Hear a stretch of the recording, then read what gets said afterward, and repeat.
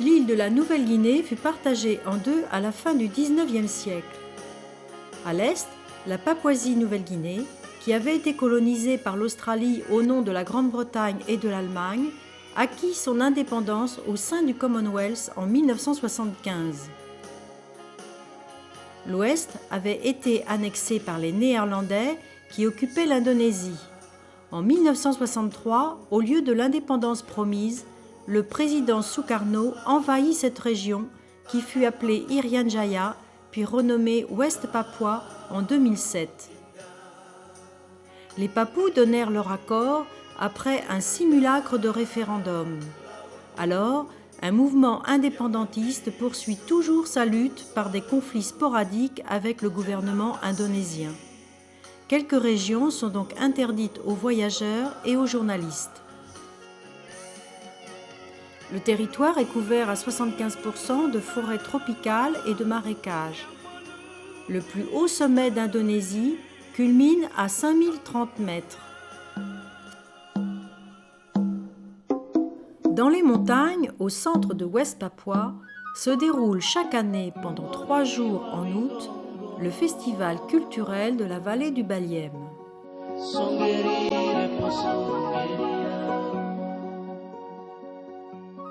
La vallée du Baliem et Wamena, son unique ville indonésienne, ne sont accessibles que par avion depuis Jayapura, la capitale du pays. Produits, équipements, matériaux, véhicules ont été acheminés par les airs.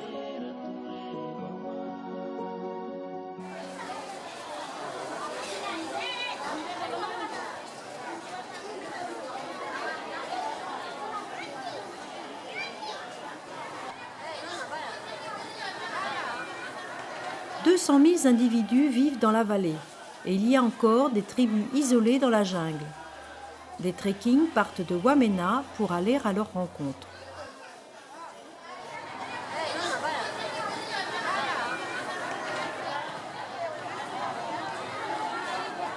Les Papous vivent de la culture des patates douces et du sago.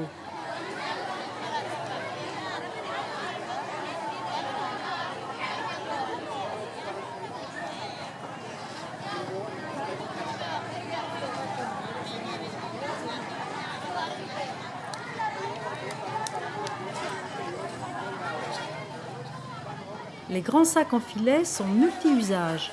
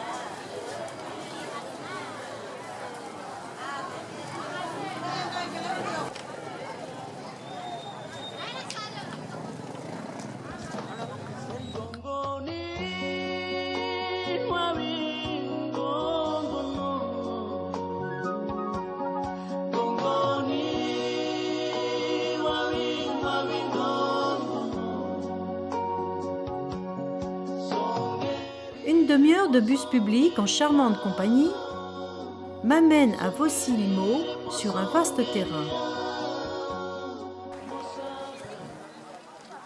Je fais d'abord un petit tour dans ce village avec ses honets, des huttes au confort sommaire.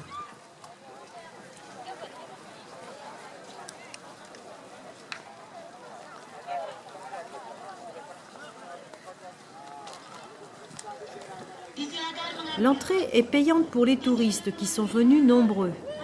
Les spectateurs papous, eux, n'ont pas accès aux estrades et ils se mélangent peu aux étrangers.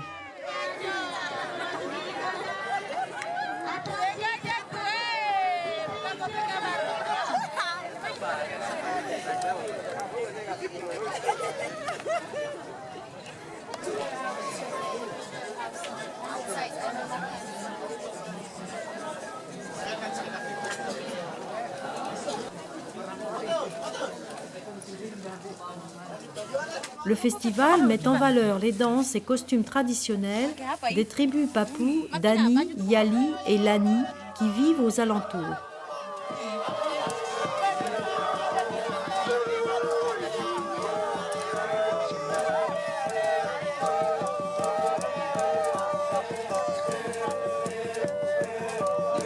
Plusieurs districts y participent en constituant leur troupe d'acteurs-danseurs.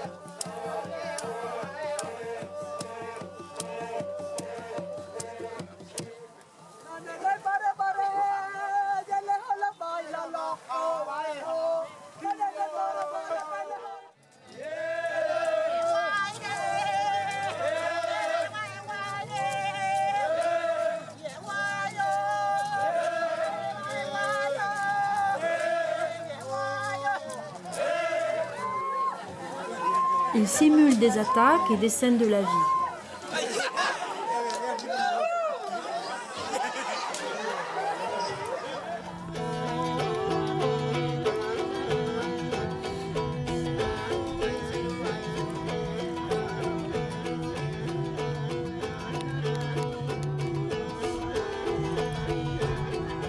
Les tribus se distinguent par leur koteka, les étuis péniens, leur coiffure et leur maquillage.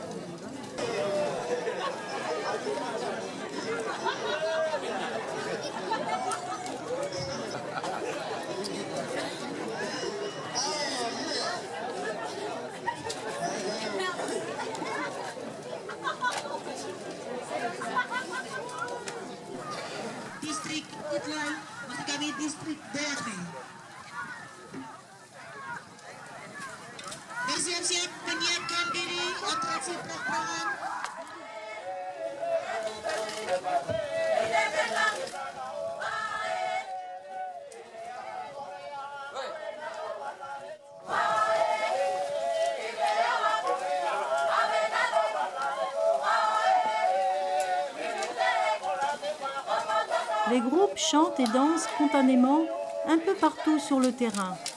C'est un joyeux désordre et j'apprécie cette ambiance.